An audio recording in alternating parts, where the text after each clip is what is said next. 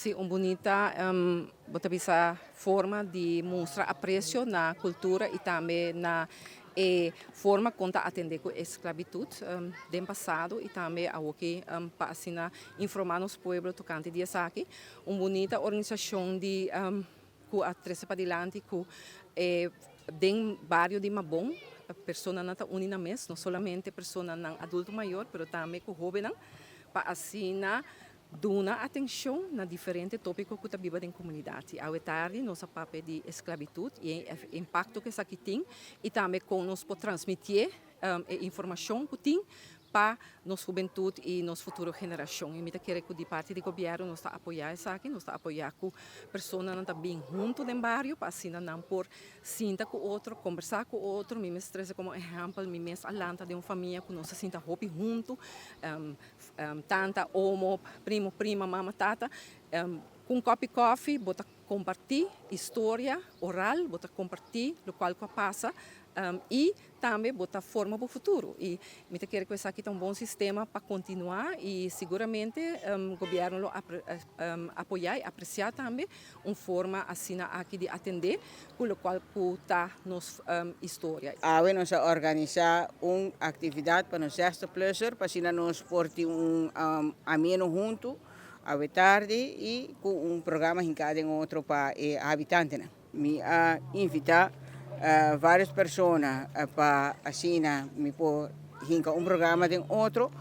maneira vou mira com o Departamento de Cultura John Freddy Montoya a Bini e ela apresentar um poema. O poema estava mais bonito mesmo e estava chama Mi Kerta e também nós estava tendo um baile também de waltz de John Freddy Montoya também com seu partner que também a dar uma bonita apresentação também a fundação de Plataforma Nacional Herência de Esclavitud na Aruba também a Bini e a compartilhar com os habitantes caminha com a trazer adiante a importância de escutar a história de nós grandes. Bom, arriba a invitação de coordenadora de barrio Astrid Fries. Nos agora invitar como Plataforma Nacional Herencia de Esclavitud na Aruba para ter uma charla e um diálogo tocante esclavitud na Aruba. Me junto com mi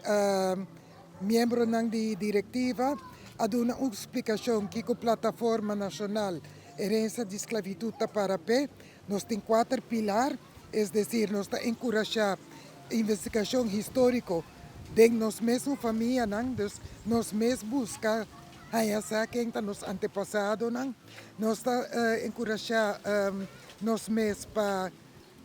considerar o material documentação que nós temos na casa, portrait, vídeo, áudio,